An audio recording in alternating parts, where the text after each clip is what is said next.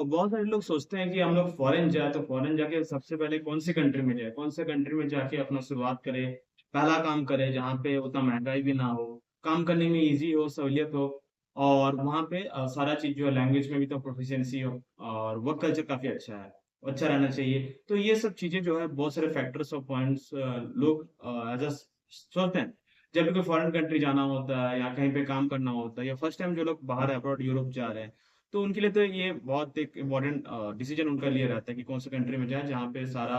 मतलब बजट में रहे, सब चीज अपना ज्यादा पैसे बचा भी सके, वो कल्चर काफी अच्छा हो, बोनसेस मिले, प्रमोशंस मिले, हाँ जॉब स्टेबिलिटी मिले, रिहायशी रहने खाने के लिए मिल जाए वहाँ पर, या रेसिडेंशियल मिले, फूड मिले। तो सबसे जो अच्छा कंट्री है अकॉर्डिंग टू द बाकी जितने भी जो फॉरेन रिटर्न्स यहाँ पे लोग हैं जो अब्रॉड में जॉब कर रहे हैं करंटली या काम करके इंडिया है, तो उनका ये कहना है कि रोमानिया, जी हाँ, रोमानिया सबसे बेस्ट कंट्री होती है आपका अब्रॉड में आपको काम करने के लिए, यूरोप में काम करने के लिए, और सबसे बेस्ट जगह होती है। बहुत सारे इंडिया, पाकिस्तान, नेपाल, बांग्लादेश, इवन बहुत से और भी मुल्कों के लोग वहाँ पे आके जॉब करते हैं, काम करते हैं, तो वो कंट्री बहुत सही है। क्योंकि आप यहाँ पर जब लैंड करोगे, पहुंचोगे, जैसे आपको कभी भी जॉब करना हो तो आपको बस एक नोटिस देना पड़ता है एम्प्लॉयर को आपका जो है, फिर उसके बाद आप जॉब आप चेंज कर सकते हो, जी हाँ। तो ये काफी ज्यादा इजी और सरल होता है, क्योंकि ये जो कंट्री यहाँ पे हाल फिलहाल में ही शेंगेन यूरोपियन कंट्रीज में यूनियन में आया है, और यहाँ पर इसका जो भी रूल्स है काफी ज्यादा स्ट्रिक्ट हुआ नहीं, काफी अभी इजी रखा गया, तो इसलिए बहुत सारे वर्कर्स वहाँ पे जॉब करे, काम करे, और जॉब स्विच करना, चेंज करना भी काफी वहाँ पे इजी आसान होता है। तो यहाँ पे क्या क्या फैक्टर्स है, आपको देखिए रोमानिया में आपको जाना है, जाने के लिए, क्योंकि बहुत सारे भाई यहाँ पे ख्वाब देखते हैं वो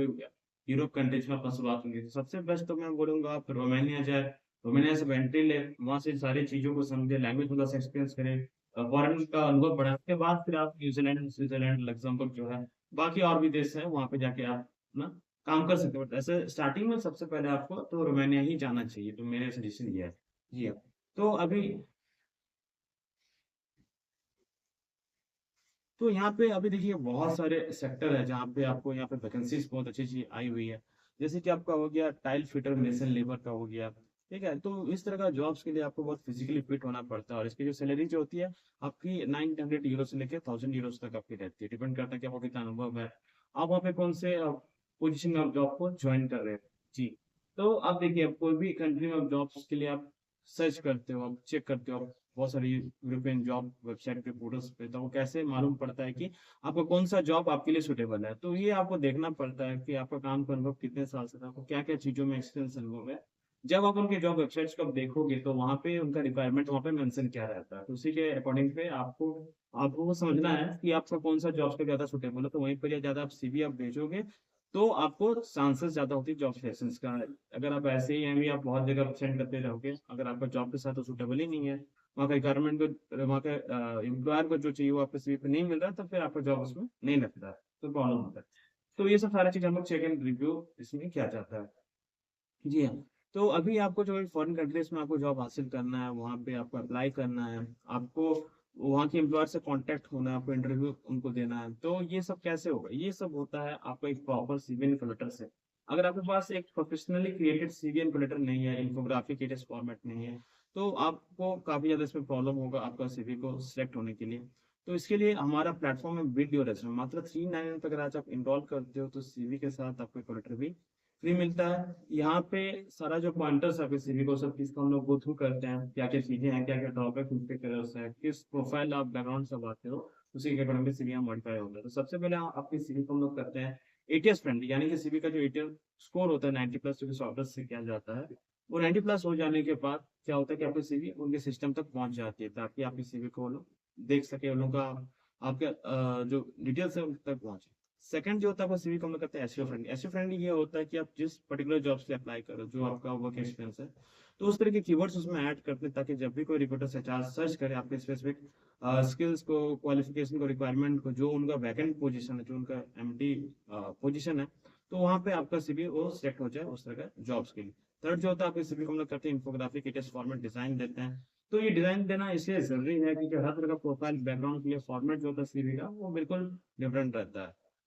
तो ये सारे जो चीज है विदिन 40 आवर्स होके आपको अपने रजिस्टर्ड ईमेल एड्रेस पे सीवीएन कैलकुलेटर आपको मिल जाता है। मिल जाने के बाद आपको जॉब्स के लिए अप्लाई करना होता है। तो वो कैसे जॉब्स आपको अप्लाई करना है, तो सारे चीज़ मैं आपको बता दूँगा। जैसे आप लिंक्डइन.com हो गया, इंडीड.com हो गया, रोमानिया की कुछ स्पेशल वेबसाइट्स है, जॉब वेबसाइट गूगल पे आपको मिलेगी। वहाँ पे आप इनकी सीवी को वहाँ सबमिट आप कर सकते हो। तो नौकरी.com में भी, लिंक्डइन.com, इंडीड.com में भी रहता है। जी हाँ, ग्लासडोर.com में भी रहता है, ये भी बहुत फेमस वेबसाइट है, तो इनको आप सर्च कर सकते हैं।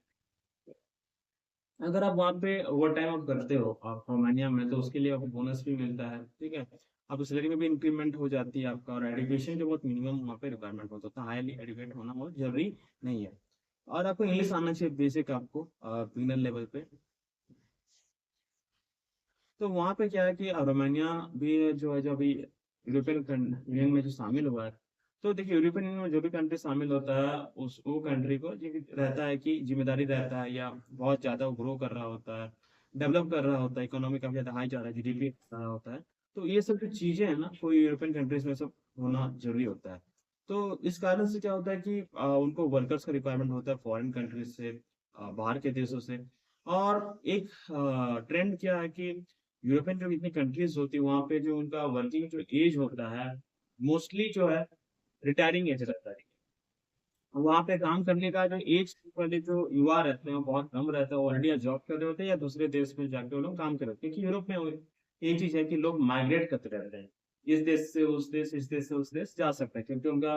जाना आना जाना उनका पॉसिबल है, क्योंकि उनके पास शेंगन पासपोर्ट रहता है, यूरोपियन पासपोर्ट रहता है, तो प्रॉब्लम नहीं होता है। तो ये लोग ये कंट्री से कंट्री अच्छे अच्छे अपॉर्चुनिटीज के लिए मूव वो लोग करते रहते हैं, बट इंडिया से इतने मूव नहीं करते हैं। तो ये रीजन है कि हर देश में उनको वर्कर शॉर्टेजेस पड़ता है, और जिसको जहाँ पे ज्यादा सैलरी मिलती है वो वहाँ पे चल जाता है। तो इसलिए वैकेंसीज होने का, लेबर शॉर्टेज होने का, ये भी एक बहुत बड़ा रीजन है। तो जिस कारण से फॉरेन के वर्कर्स वहाँ पे जाके जॉब करते हैं, काम करते रहते हैं। जी। वहाँ पे अगर हॉस्पिटल सेक्टर बोला जाए, तो हॉस्पिटल सेक्टर में भी बहुत अच्छी वैकेंसी है, अराउंड 10,000 वर्कर्स का रिक्वायरमेंट है, सैलरी भी बहुत अच्छी है, 1000 से लेकर 3000 यूरोज तक है। वहाँ पे आप हॉस्पिटल सेक्टर में जो भी लोग, जैसे नर्स है, डॉक्टर है, यहाँ पे फार्मासिस्ट उन्होंने किया हुआ है, तो मेडिकल से रिलेटेड सेक्टर, तो उनके लिए बहुत अच्छा अपॉर्चुनिटी है। और सेकंड जो है आपका फूड सर्विसेज, यानी फूड सर्विस हो गया आपका, होटल इंडस्ट्री हो गया, रेस्टोरेंट हो गया, हॉस्पिटलिटी फील्ड हो गया, वेटर हो गया, शेफ हो गया, शेफ द बेकरी हो गया, ठीक है। तो ये सब जो kitchen assistant, helper, workers role हो गया, किचन से रिलेटेड जॉब, फूड से रिलेटेड जॉब, ये बहुत वहाँ पर है। क्योंकि देखिए जो कंट्री में जीडीपी हाई हो रहा है,